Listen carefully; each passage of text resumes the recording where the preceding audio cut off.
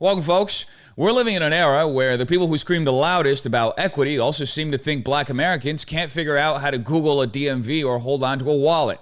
It's 2025, but some on the left are still stuck in 1925, convinced that asking for ID at the polls is some kind of wizard-level test only the privileged can pass. Today, we're diving headfirst into the progressive paradox, where the soft bigotry of low expectations isn't just tolerated, it's branded as compassion. The same folks who believe everyone's a digital native when it comes to TikTok somehow think black voters are out here lost in the wilderness trying to find Wi-Fi. Spoiler alert, they're not. What we're about to see is a masterclass in liberal projection, because when you treat people like they're helpless, the only thing you're empowering is your party's own ability to steal elections. Let's roll the clips. What opinion on voter ID laws? Yeah, they're usually pretty racist and they're bad. I think voter ID laws are a way to perpetuate racism. Would you go as far as say those laws are racist? For sure. Do you think it suppresses the African American vote? Definitely. Tell us how. Because they're less likely to have state IDs. Minority voters are less likely to have the kinds of IDs that have been described or required. These type of people don't live in areas with easy access to DMVs or other places where they can get identification. You can always get IDs you do over the internet. Does that also make it difficult for black people in particular? Yeah, you have to have access to the internet. You have to be able to pay an internet service provider for certain fees. Do you think that's harder for black people to go online? Well, I feel like they don't have the knowledge of how it works. A lot of people have smartphones, but you might not have data. For most of the communities, they don't really know what is out there just because they're not aware or they're not informed. I also think there's a repression of black voting with how if you're a convicted felon, you're not allowed to vote and everything. And when you look at swing states like Florida, that's a huge population of the African American. Now let's break this down, because what we just witnessed wasn't a serious political argument. It was a live action parody of white liberal savior syndrome. A group of white progressives who probably think posting a black square on Instagram is a civil rights achievement explained with utter conviction why black Americans just can't handle the terrifying complexity of getting an ID. This isn't advocacy, it's a masterclass in condescension. And let's not beat around the bush here. There's a very specific political goal behind this sort of thinking. The whole thing kicks off with the usual unfounded declaration: voter ID laws are racist. No explanation, no data, just a smug assumption parroted like it came straight from a college seminar on Oppression 101. That's a textbook begging the question fallacy. They assume the laws are racist and build their entire worldview on that assumption without ever proving it. This isn't analysis, it's just activist Mad Libs. And then comes the lazy fallback. Black people are less likely to have state IDs. According to whom?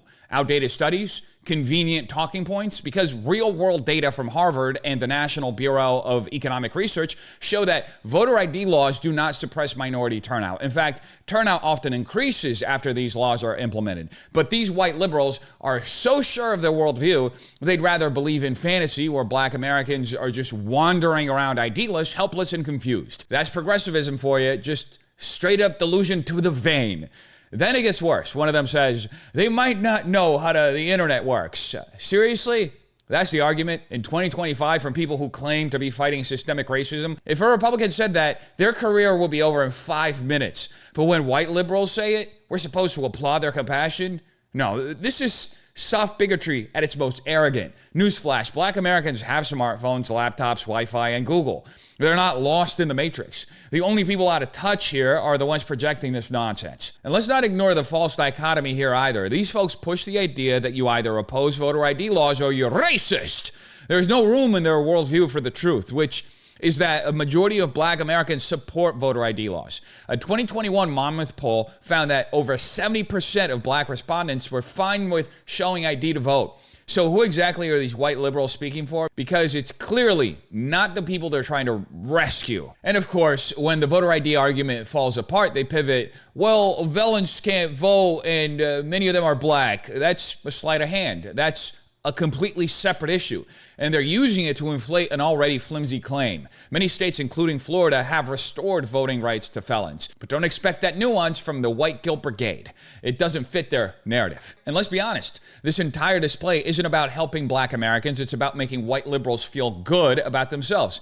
It's cosplay activism where they get to pretend they're marching with MLK while talking down to people they secretly view as incapable of basic adult tasks. This is why so many Americans are tuning them out, because you can't scream about equity while implying that millions of black citizens can't find the DMV. Now, here's the absolute truth. What we're witnessing isn't just illusion, it's a deliberate tactic Democrats are using to illegally expand the electorate, wrapped in virtue signaling to fulfill their ultimate goal to secure permanent power by any means necessary.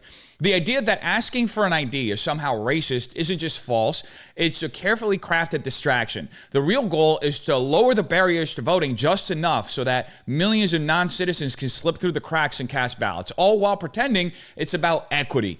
In California alone, there's widespread speculation, credible, growing concern that nearly 500,000 people are registered to vote despite not being eligible for jury duty, which means they're not citizens. So how does that happen? Simple. Democrats flood the country, as of the last few years, primarily red states and districts with illegal immigrants, then use their grassroots machine to handhold them into the system, starting with a driver's license, which in many states automatically registers you to vote unless you opt out. In New York, for example, the loopholes are staggering. All it takes to get a license is a foreign high school report card or a foreign driver's license expired for up to 2 years. That's right, you can barely prove who you are, but you can still sign up to drive and vote, no questions asked. This isn't policy, it's human-based gerrymandering, a demographic land grab where Democrats import voters, saturate Republican areas, and game the system under the guise of compassion. And the sad part, they're using white liberal foot soldiers, the same ones too naive or too indoctrinated to ask real questions, to push the absurd idea that ID laws are oppression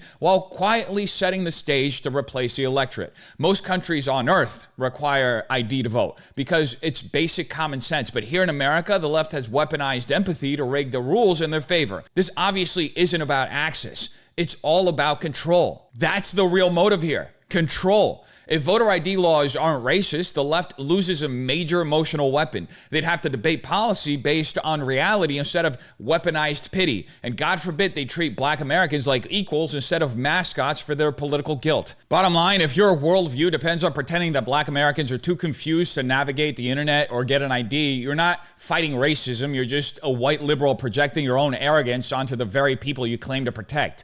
You've become a useful idiot for the left's unrelenting thirst for power, blindly helping them undermine election integrity. This has never been about helping people. It's always been about Democrats securing control and making sure they never lose it again. But white liberals aren't the only ones spouting this rhetoric. We got some folks over at MSNBC proving that the race hustle is still very profitable. Democrats always seem to be in a fetal position. The Democrats always seem to be in a defensive posture. We're always running around trying to pick up after Republicans smash anything. Well, let's go out there and talk about the positive Democratic agenda. Let's talk about the things that we can do on the front foot. And that's why I wrote the book. Okay, so like what? Well, we could eliminate all voter registration laws.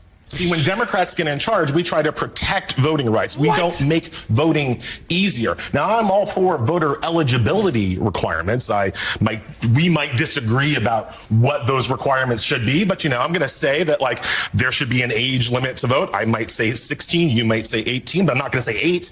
Right? Mm-hmm. So we're going to agree that there should be voter eligibility requirements. But once you're eligible, why do you have to pre-register? Why is that even a thing? It wasn't a thing in this country at the founding. We didn't have voter pre-registration in 1787. We didn't have voter pre-registration in 1821. We only started having voter registration, generally speaking, after the Civil War. Why do you think that is? It's because a bunch of freed African slaves were migrating up north, and all of a sudden New York was like, we need some registration up in here, right? A bunch of immigrants from Europe, mainly Ireland and Italy, were coming to New York. People were like, oh, we need some registration in here. If you're eligible to vote, you should be automatically registered to vote, and that is how they do it Everywhere else but us. Everywhere else but us either has automatic registration or some other form of forced registration for everybody so that you don't have this disconnect between eligible voters and registered voters. That's the first law in the book that we could change. And it's to see how that's different than just saying we have to protect voting rights. No.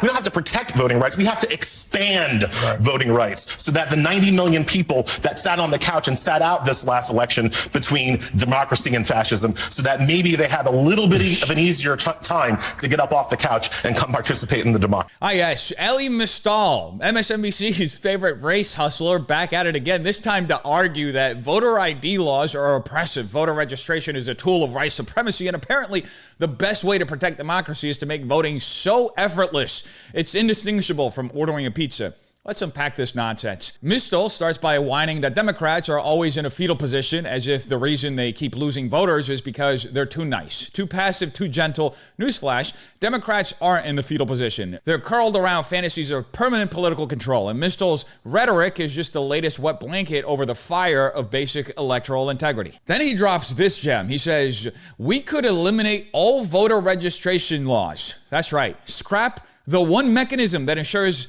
only eligible voters cast ballots, because apparently confirming you're a legal participant in the democratic process is too much to ask. This is like arguing we should eliminate seatbelts because they're too restrictive. Registration isn't oppression, it's verification, a basic safeguard to protect the system from fraud, duplication, or manipulation. And yes, while pre-registration wasn't around in 1787, neither were women's suffrage, civil rights, or indoor plumbing. If your benchmark for modern voting policy is pre-industrial America, maybe sit out the grown-up conversations. But the real historical revisionism comes when Mystal says registration laws emerged only because of freed slaves and Irish immigrants flooding the North. That's a cute narrative, emotionally manipulative, racially charged, and factually lazy. In reality, voter registration expanded in the late 19th and early 20th centuries for a variety of reasons, including massive urbanization, rapid population growth, and yes, efforts to maintain control over who could vote. But that doesn't mean registration itself is inherently racist.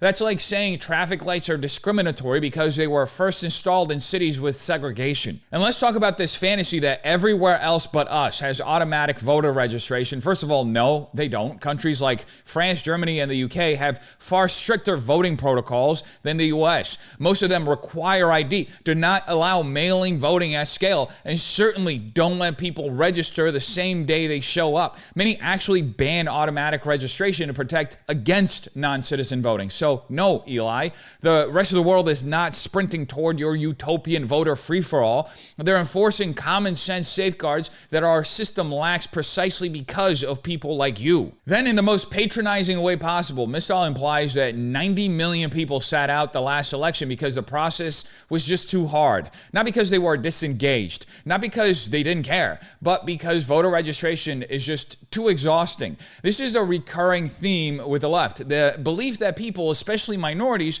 are too fragile, too confused, too busy to register to vote or carry an ID. It's not just wrong, it's insulting. Black Americans are more than capable of figuring out how to vote, as are Asian Americans, as are white Americans, as are basically every single demographic. Pretending otherwise is not activism, it's condescending race pandering that perpetuates the very inequality Mystal claims to fight. And finally, let's not pretend this is about democracy versus fascism. That's the fear-mongering cherry on top. The only fascistic move here is trying to rig the system in your favor by erasing any accountability, any identity verification, and barrier that would stop ineligible voters from casting a ballot. It's not expanding democracy in a way that favors eligible voters. That's expanding democracy in a way that favors Democrats. Now, let's be real. Mystal's rhetoric isn't about empowering voters. It's about paving the way for Democrats to quietly and illegally expand the electorate by blurring the lines between citizenship and eligibility.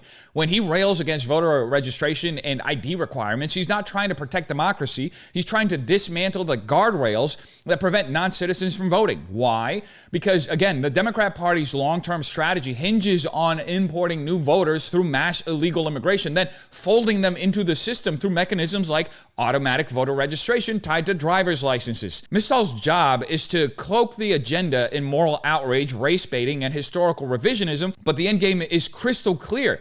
replace the electorate, and secure one-party rule, no matter how unconstitutional or corrupt the path to get there may be. So the misdirection here is that Mistol isn't actually offering a defense of voting rights. He's offering an instruction manual for electoral manipulation. Strip away the buzzwords, the race baiting, the historical gymnastics, and what we've got left is a man arguing that voting should be less secure than logging into Netflix. And Democrats wonder why trust in the American electoral process is constantly eroding. Now, in case you're wondering why Democrats so desperately want to manipulate elections so they can consolidate their power, it's so they can give you these kinds of policies. That savings comes from the averted births that will not occur because abortions happened instead. So a birth is more expensive than an abortion. So the savings comes in Medicaid births that will not occur. This bill will actually decrease costs for our healthcare policy and financing department, our Medicaid expenditures in both this year and out years, as the savings from averted births outweigh the cost of covering reproductive health care for all Coloradans. This bill requires all abortion services to be state funded. The bill requires an increase to general fund of $1.5 million to cover the cost for care. But again, a reminder that ultimately the state will see a cost savings. And ultimately, it is truly an honor to be here carrying this bill alongside Rep. Garcia, and I ask for your support of Senate Bill 183. That was Julie McCluskey, Democrat from Colorado, proudly saying what we all knew the left was thinking, but barely had the gall to say out loud. Babies are just too expensive, so let's fund abortions instead. It's not a moral position. It's not a healthcare argument. It's a cold, clinical, cost-effective analysis where human life is reduced to a budget line item. Pure evil. If that doesn't make your skin crawl, you haven't been paying attention. Let's start with the framing. She says, the savings comes from the averted births that will not occur because abortions happened instead. In other words, this state can save money by ending lives before they start. This isn't healthcare. It's government-endorsed population control disguised as fiscal responsibility. She's not talking about reducing the burden of care. She's talking about eliminating the need for care entirely by eliminating the patient. It's not compassionate policy. That's Orwellian efficiency. And look at the rhetorical trick she uses. She repeats the phrase cost savings like a hypnotic mantra, as if the magic word makes everything acceptable. But let's be clear. Saying the quiet part out loud doesn't make it any less grotesque. McCluskey doesn't defend the morality of abortion or even argue from a place of medical necessity. She defends it on the basis of budgetary convenience, as if the life of an individual is determined by the price tag it carries in the Medicaid ledger. And let's talk about the bigger picture she's deliberately ignoring. If the state is spending millions to fund abortions, $1.5 million from the general fund this year alone, that's not a net savings. That's an ideologically driven investment in fewer people being born, all under the banner of healthcare. Meanwhile, there's no mention of adoption programs, no investment in prenatal care, no funding to help low-income mothers bring children into the world with dignity. Why? Because that doesn't shrink the population, and shrinking the population, especially the quote-unquote expensive ones on Medicaid, is the goal they're not saying out loud. And it gets darker. McCluskey is effectively signaling to low-income Coloradans, particularly those on Medicaid, that their lives and the lives of their unborn children are just too costly to keep around. It's eugenics on a budget, sold with a smile and wrapped in progressive talking points about equity and access. And that's not hyperbole. When government policy financially incentivizes abortion over birth, it creates a system that targets the most vulnerable populations, disproportionately minorities and the poor, and nudges them toward one outcome: termination. Now let's point out the absurdity of pretending this is a smart fiscal move when the state is hemorrhaging money in every other direction. Colorado has spent billions on failed homelessness programs, DEI bureaucracies, and subsidizing illegal immigration. But suddenly they get frugal when a woman on Medicaid is pregnant? Give us a break. This isn't about saving money. It's about using taxpayer dollars to normalize and subsidize abortion as a default and calling it savings so the budget-conscious moderates don't ask too many questions. And it should be noted that if Republicans had said something even remotely close to this, if they proposed cutting Medicaid by encouraging abortions, they'd be crucified in the media. But because it's a Democrat and she uses the approved buzzwords like reproductive health care and cost efficiency, the press yawns, looks the other way. It's the same same double standard that we see every time the left pushes something morally bankrupt and tries to pass it off as progress. Now, this policy isn't just misguided, it's straight up demonic. God commanded us to be fruitful and multiply, not to reduce unborn lives to budget liabilities. Every human life, from the moment of conception, carries intrinsic dignity and the right to exist. Not because the state says so, but because God already did. What we're witnessing is the elevation of convenience over conscience, where people are encouraged to treat life as disposable simply because they don't take responsibility for their own actions. Instead of fostering a culture of accountability, we've embraced one of instant gratification, where the sacred act of sex is stripped of meaning and the consequence, a child, is seen as an inconvenience to be erased. It's not progressive, it's not compassionate, it's pure evil dressed up as policy and paraded as healthcare. So no, this isn't leadership. It's not responsible governance. It's a chilling example of what happens when ideology and economics collide, and human dignity is the first casualty. Now, all that being said, let's check in on Jasmine Crockett. Let's see what dumb things she said recently, because there's so many. It's hard to keep up, honestly. Americans in rural communities would lack access to life-saving information and public safety alerts. That is correct. So in your opinion, would eliminating funding for stations in rural America like WNGH, Channel 18, and the Chairwoman's District hurt Americans?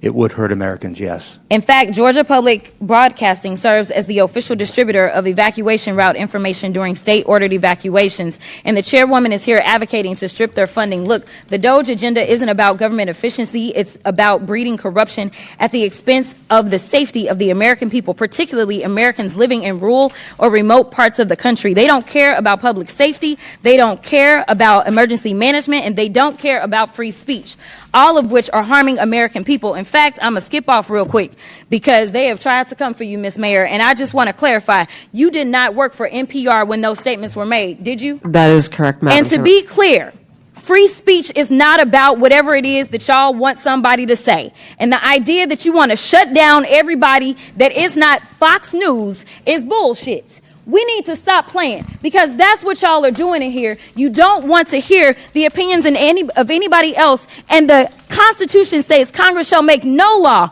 respecting or establishing of religion or prohibiting the free exercise thereof or abridging the gentlewoman's time has expired. Press. The gentlewoman's time has expired. Jasmine Crockett's latest meltdown in Congress wasn't just embarrassing, it was revealing. In a hearing about federal funding for NPR and PBS, she managed to turn a routine debate into a profanity laced rant that collapsed under its own weight. And while the left rushed to applaud her for speaking truth to power, anyone paying attention could see the truth. Crockett wasn't defending free speech. She was defending a taxpayer-funded echo chamber that has long since abandoned neutrality. Now let's start with her central accusation that Republicans want to shut down everybody that isn't Fox News. Classic deflection. When you have no actual argument, just accuse your opponents of censorship while conveniently ignoring that your side controls most of the mainstream media, big tech, academia, and virtually every cultural institution. NPR and PBS don't represent independent journalism. They represent state-funded narrative control funded with your tax dollars and disproportionately favoring left-wing talking points. A Pew Research Center study found that NPR's audience skews overwhelmingly liberal, and their editorial slant reflects it. So let's stop pretending this is about protecting diversity of thought. It's about preserving ideological monopoly. Crockett then claims that stripping funding from PBS would harm rural Americans because they rely on public broadcasting for safety alerts and emergency info. Sounds compelling until you remember that emergency alerts are transmitted through multiple redundant channels, including local radio, wireless providers, emergency text systems, and weather radios. There's no serious argument that modern rural Americans will be plunged into the dark ages if one government-subsidized TV station shuts down. This is the usual progressive tactic. Find a rare edge case scenario, wrap it in emotional appeal, and pretend it's the foundation of the entire debate. And then, of course, the meltdown. She says, that's bullshit. That's the intellectual contribution from a sitting member of Congress.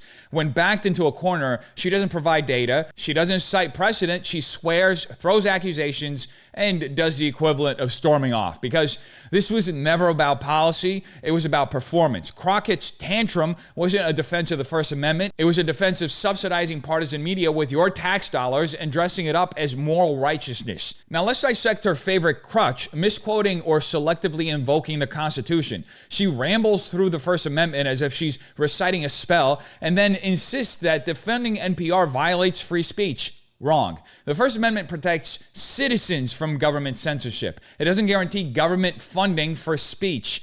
If Congress decides not to write a check to a media outlet, that's not censorship, that's budgeting. There's a difference between your right to speak and my obligation to pay for your megaphone. And the most ironic part, the same people screaming about protecting NPR are the ones who cheered when private platforms deplatformed conservative voices, or when journalists were banned for dissenting from the COVID narrative, or when the government colluded with social media companies to suppress politically inconvenient stories. So spare us a lecture about free speech, because we've seen who actually cares about it and who just uses it as a shield when their side's funding is on the chopping block. Now, what this really boils down to is Democrats throwing a tantrum over the prospect of losing a taxpayer-funded propaganda arm. They don't care about rural Americans. They don't care about constitutional principles. They care about power, narrative control, and silencing opposition while pretending they're the victims. Jasmine Crockett didn't defend democracy in that hearing. She just made a mockery of it. And speaking of mockery, I present to you Jussie Smollet Part 2. When black lives are under attack, what do we do? A call for action and fight for change.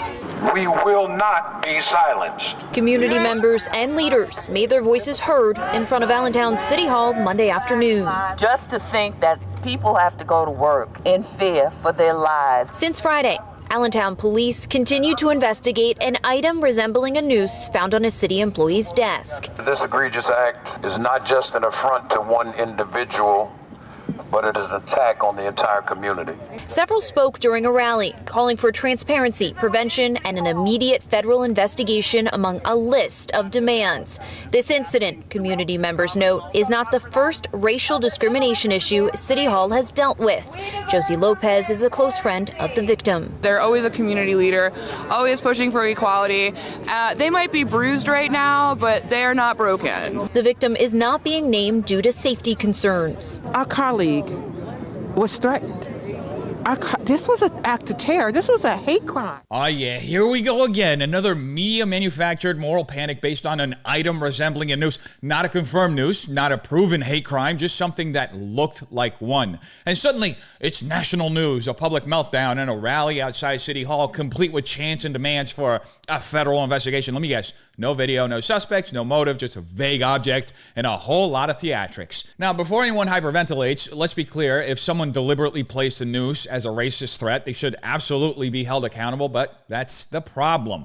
We've seen this play out far too many times, from Jussie Smollet to the infamous garage pull rope at NASCAR. These high-drama racial hoaxes always start the same way: mass outrage, performative speeches, and political posturing before any facts are in. Then, once the investigation turns up nothing, or worse, turns up to be a hoaxer, the cameras are gone, the activists disappear, and no one apologizes for stirring up racial division based on what felt true instead of what actually was true. Now, the language in this report is just as telling. We're told it's a hate crime, an act of terror, an attack on the entire community. Really?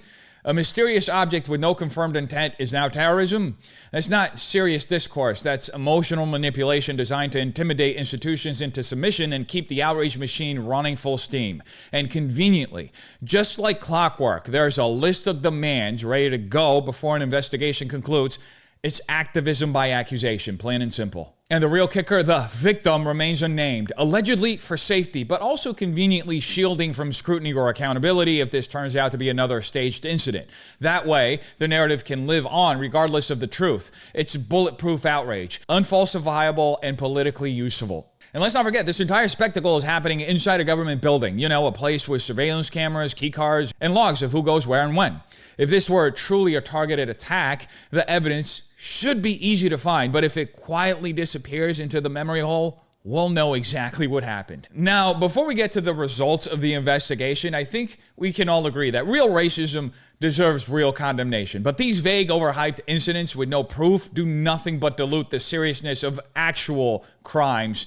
They erode trust, soak paranoia, and weaponize emotion over evidence. And until people start demanding facts before fury, the cycle of fake outrage will keep undermining the very justice it claims to fight for. The Allentown Police Department conducted a thorough investigation, including interviews with persons, analysis of evidence, and consultation with the District Attorney's Office of Lehigh County.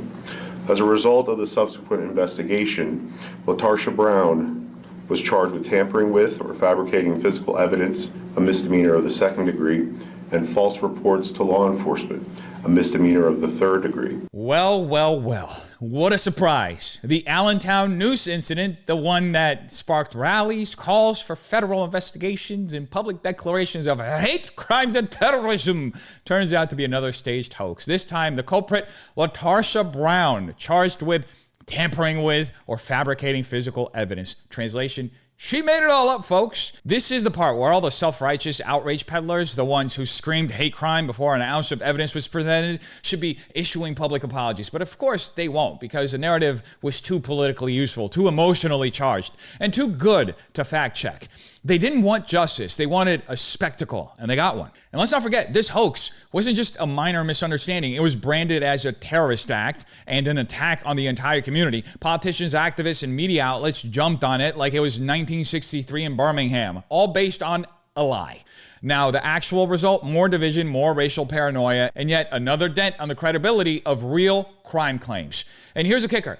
Every time these hoaxes happen, and they happen a lot, the media runs wall-to-wall coverage when the accusation drops, but suddenly forgets how to report when the truth comes out. You won't see the same headlines. You won't see the same outrage, because the damage has already been done, and that's the point. Latarsha Brown didn't just embarrass herself. She exploited the goodwill of a community, insulted victims of real racism, and wasted valuable police resources in the process. And let's be honest, if this had gone the other way, they would have tried to ruin someone's life. But now that it's exposed as fabricated, radio silence. And thus, this proves yet again that we have to stop believing the narrative until we have all the facts. Because in today's political climate, outrage is a currency, and hoaxes like this are the counterfeit bills flooding the system. So ask yourself, how many times will we let emotion override evidence before we start questioning the script we're being handed? How often will we accept outrage as truth simply because it's louder, flashier, and fits the narrative we've been conditioned to believe? This isn't about one hoax or one media frenzy. It's about a culture addicted to victimhood, allergic to accountability, and hostile to inconvenient facts.